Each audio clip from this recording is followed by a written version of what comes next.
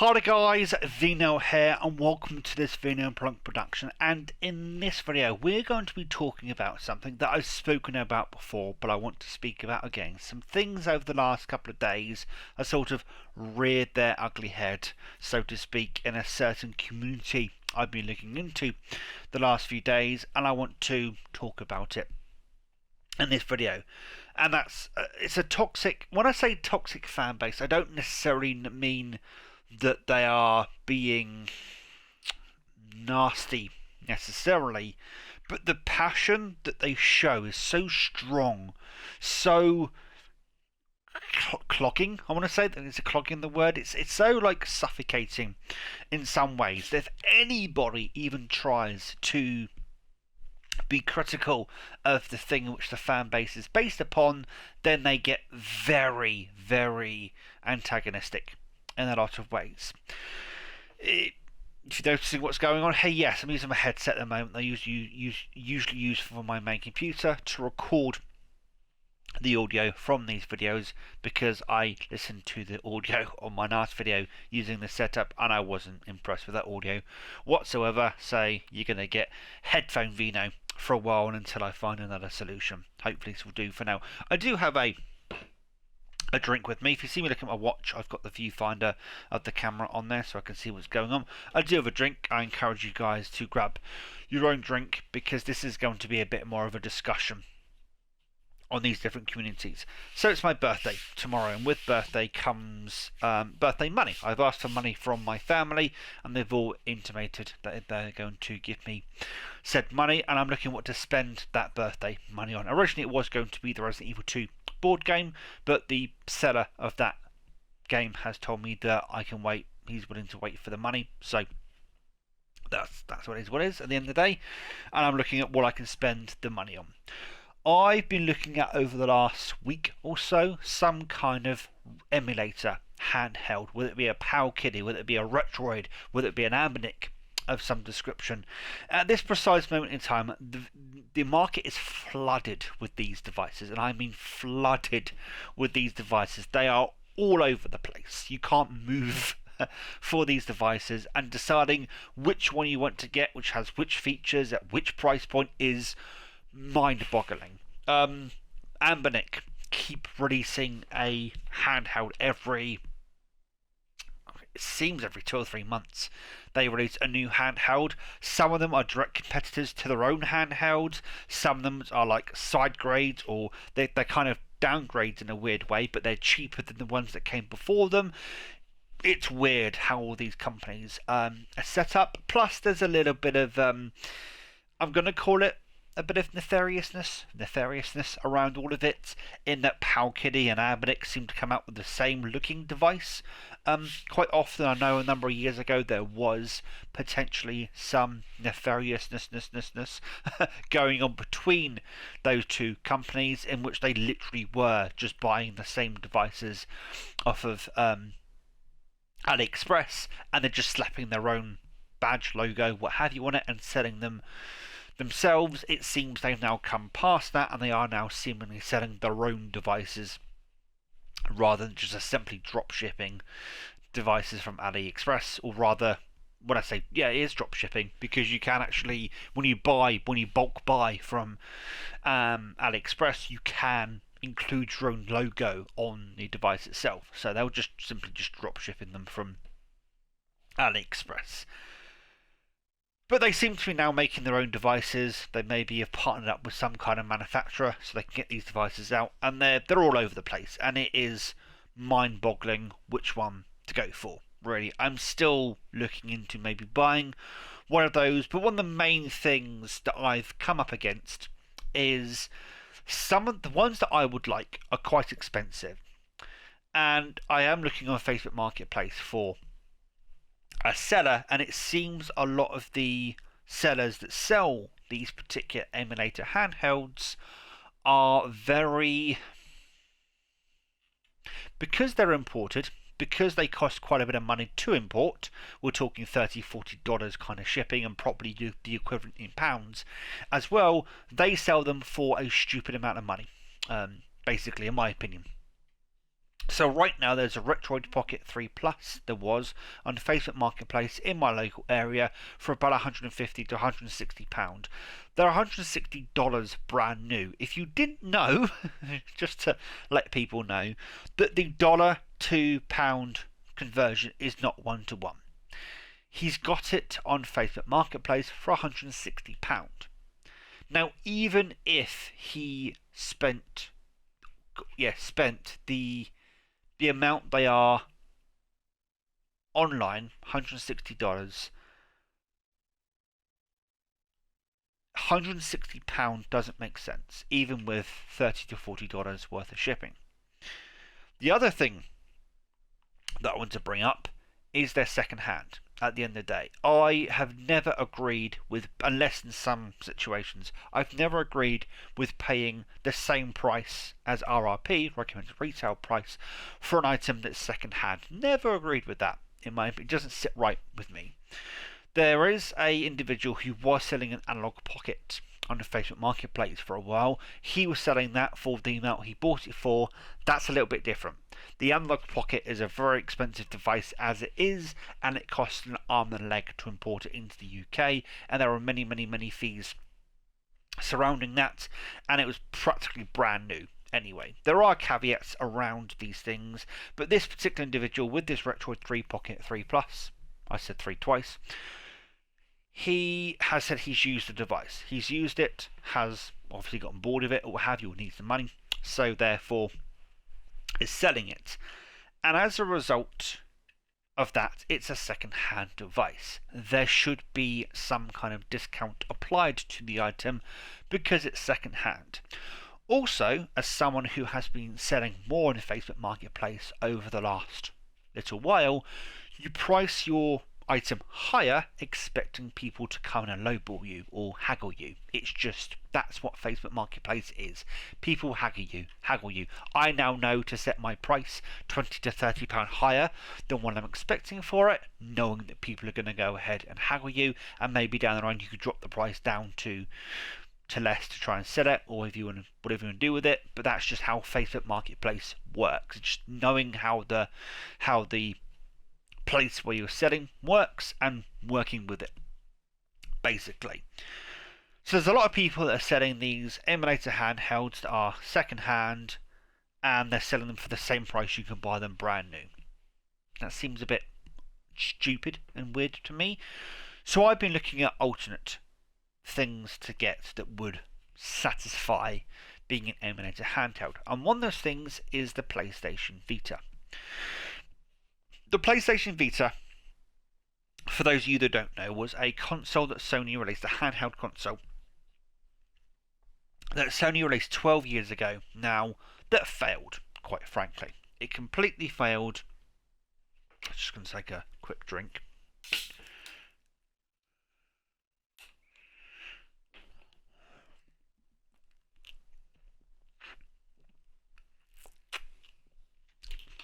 It was a handheld console that failed. It only sold about 13 million units worldwide and is considered a failure. Basically, Sony got arrogant with the PSP. The PSP sold hotcakes. It was a massively successful console. I didn't realise how successful it was until I looked into it. It sold more than 100,000 units worldwide. It was an incredibly successful unit. And basically, Nintendo thought they could sell the phone book and people would buy it. They thought the same thing with the PlayStation 4. Was it the PlayStation 3? Sorry, it was the PlayStation 3. They got incredibly complacent and arrogant over because of the PlayStation 2. The PlayStation 2 is still the best-selling console of all time, and they thought the PlayStation 3 would sell. They could do anything with the PlayStation 3 and they would just sell it automatically. Turns out they are wrong. They tried the same thing with the PS Vita. They got arrogant with the PSP, thought they could sell the PS Vita, and it kind of failed. I did buy one back in the day. I've had 3 or 4 PS Vitas over my time, and I still like the console. It's just in the past I've sold it to get money because they still hold their value relatively. However, it seems recently they have been dropping in price, and you can get a fully modded PS Vita for about £100 to £130 on the Facebook Marketplace, eBay, whatever it may be. Where literally a year ago, because I was looking, a year ago, you'd have to pay the best part of £200-300 for a fully modded PS Vita. It does help that the modding, how you can hack it and mod it, has become incredibly easy recently, but still, back in the day, it was very expensive to buy a fully modded one yourself, and even a normal unmodded PS Vita was an expensive proposition. Not now. Nowadays, you can get one for £50 to £100 depending on where you're looking. You can get a broken one for about £30 if you're willing to do the repair yourself. Some of them are more complex repairs than others. Some have broken sticks, some have broken screens, some the battery doesn't work and probably you could do with a new battery. It depends on how confident you are and comfortable you are in your own skill set. If you could repair those up and then have yourself a Vita, you could even repair them and sell them on yourself as a fully functioning Vita. That will be entirely up to you, but it's out there. Long story short, the PS Vita has now come way down in price and it's now an interesting proposition. You can hack it, so you can play emulators on it and stuff like that. That was all the preamble to lead into the main thing I want to talk about in this video, which is the PS Vita community. So the PS Vita community is extremely passionate, to say the least. Very passionate, to say the least. I watch a YouTuber known as Bob Wolf, or from the Wolf Den. I'm sure people from my channel may know who he is. He's good friends with Woodhawker, beat 'em ups, fantastic individual. He is known for reviewing emulator handhelds, Retroids, Palkiddies, Ambinix, whatever they may be. He even reviewed like an absolutely tiny thing that was no bigger than this lens cap that I've been playing with throughout this video. He reviewed all sorts of these devices, and every single time he reviews one of those devices, someone puts in the comment section, "Why don't you try out the PS Vita? Why don't you just hack an Android phone and put emulators on that?" Whatever they say. And long story short, a year ago he decided to do exactly that. He decided to buy a Vita and hack it. And the process was arduous at best. It was a really horrible experience for him, and I can hold my hand up and say I tried this a few years ago. It's a horrible experience. It took me 6 hours, and I'm technically minded, very technically minded. I'm computer literate. It took me 6 hours to finally work out what on earth I did wrong. And what I did wrong is something that in every single tutorial video out at the time, apart from one, glossed over a very important aspect that you have to remember to do, and that's you have to go into your Windows file settings. You have to enable hidden files to be able to copy and paste everything from a particular folder on the PS Vita, otherwise it just simply doesn't work. And I was banging my head against a brick wall and scratching my head over this. The other thing that kept happening, and in fact Bob has actually brought this up, is the PS Vita is very finicky when connecting it to a computer. I've got my laptop here to one side who's recording this audio at the moment. It's really finicky. The PS Vita behaves as if it is connected to the computer when it's not. It behaves as if it's not connected to the computer when it is. It's really finicky, and the reason for that is because the support for modern USB interfaces for the PS Vita is now handled by an app that quite frankly is quite finicky and very, what's the word, not judgmental, very finicky, very shaky when it comes to its functionality. So obviously as a result of that, the PS Vita doesn't behave very well when connecting to a computer, and to be honest, you're trying to do things with the PS Vita that it was never intended to do. Whether all these other emulator handhelds that I've spoken about are intended to do exactly what they're put onto the market to do. So when Bob released that video, he got quite an outcry from it, and this is something I've experienced myself. And this is what I mean by potentially toxic fan bases, is the PS Vita community is incredibly passionate to the point that if you badmouth the PS Vita in any way, they come at you with pitchforks, it feels like, sometimes. He has done another video recently, in the last 4 months, in which he did the hack again, because it's now become a lot more easier, and although it's still a bit finicky, he did say it is a lot easier. However, the emulator performance of the PS Vita is not the best in his experience. So I looked at the comment section of his video that he did 4 months back, and there's one particular person that made quite a harsh comment. In my opinion, made an ad hominem about Mr. Wolf, saying that I don't know what you're doing, but Game Boy Advance, SNES, N64, Dreamcast, all those emulations work perfectly on the PS Vita if you overclock. And then went into a bunch of caveats. To me, those are caveats. Okay, you have to remember where Bob Wolf is coming from. He's used to dealing with Power Kiddies, with Ambidix, with Retroids, all these consoles that are out of the box, ready to go. They don't require overclocking. They don't require you to fiddle around with, the innards of an emulator to get it working on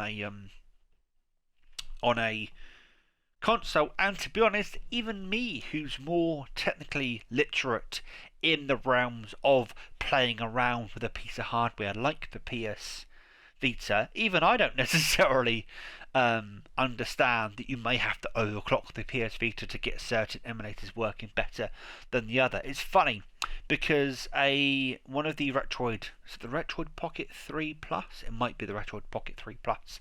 Recently they've released an update for that increases the performance of the GameCube emulation of that device.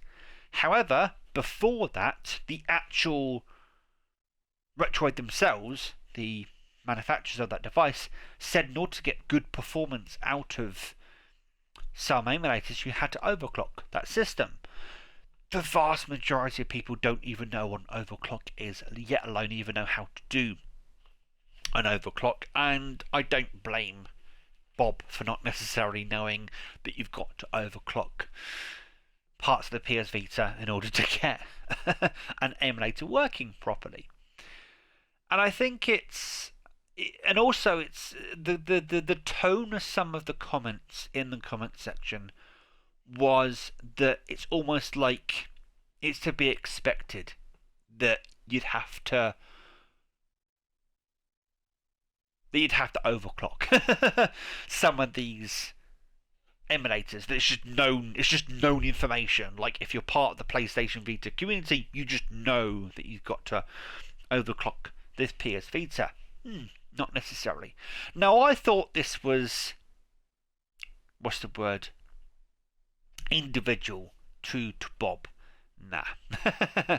I've been watching quite a few. I've joined a couple of subreddits, watching some other videos on the PlayStation Vita, the PS Vita in 2023 or the PS Vita in whatever year. And every single one of them turns around and says, the PS Vita is a fantastic handheld, even to this day. And I'm here going,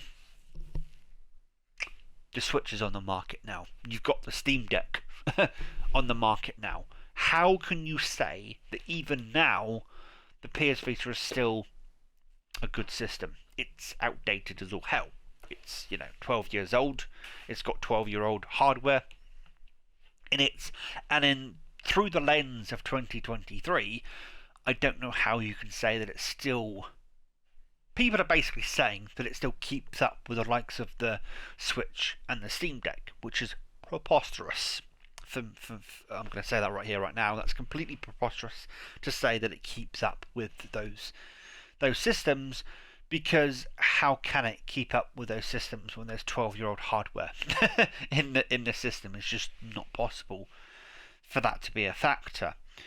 And they then go on to say it's a fantastic emulator handheld, and yet I've watched Bob, Retroid Game Core, some other YouTube channels,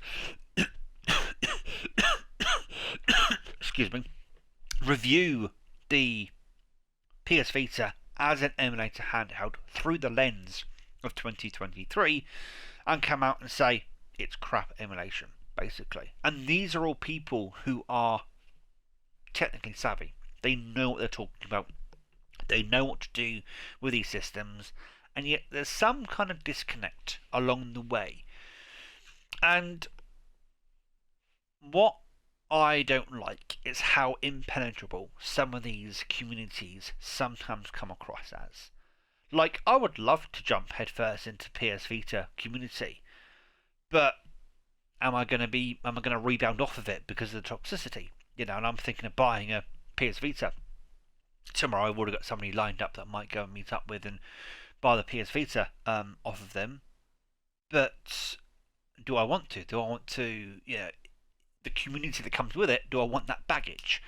And I've had the same experience with the Akira community. The 1988 movie that came out from, I've forgotten his first name, Otomo, I've forgotten his name completely. Anyway, the 1988 anime movie that came out and, set waves. It's also a manga based upon the movie, well, the movie's based upon the manga technically. But if you say a bad thing about Akira, you are absolutely hounded for it on the subreddit. You can't say anything negative about Akira. It's almost like it's not allowed. It's the 11th commandment that thou shalt not speak negatively of Akira. Even though nowadays there are anime movies out there that I think have long since surpassed Akira, like, and I'll keep saying this, I think Dragon Ball Z Super Broly is really technically impressive for what it is, and it is all hand-drawn art. People don't necessarily realise that. But when I gave that argument, someone goes, well, there's over 360, was it whatever it was, there's over however many individually drawn cells from Akira. That's very impressive. And yet, because they use a computer to help with drawing the likes of Dragon Ball Z nowadays, or Dragon Ball Super, whatever, nowadays it sort of automatically excludes Dragon Ball Super Broly from that conversation, because back in 1988 Akira did it this way. It's because they had to do it that way. There was no other way to do it, and of course they're going to use digital tools nowadays. There is long, going back years talk that there's going to be an Akira series. It's apparently in production by Sunbow Studios, I think is the company that's doing it. They're going to use digital tools. I guarantee you they would use digital tools to make that series. Because that, as technology moves on, you just use digital tools. I also think that Akira is a mashed together mess of a film that's hard to understand. You bring that up on the subreddit and they just go, you're not looking at it in the right way. I even had one person suggest I watch it while high, because that helps with the watching experience. Sorry, I'm not going to do drugs just to watch one film. And over the 2 years that I've been in that community, I've bounced off hard, and I'll be honest, I've been a little bit of a troll on that subreddit, because you have to lick the arse of Akira and fans around Akira and the creator of Akira in order to get anywhere in that subreddit. And it feels sometimes there are certain communities on the internet that are very similar, like the PS Vita community. You have to lick the arse of Sony and the PS Vita in order to get anywhere in that community. And if you're negative of the Vita in any way, you are thrown out, even though they are quite fair criticisms. Even though that the PS Vita is not a dedicated emulator handheld, you have to hack it to be able to do what you want to do with it, and of course because of that there are going to be some compromises and what have you.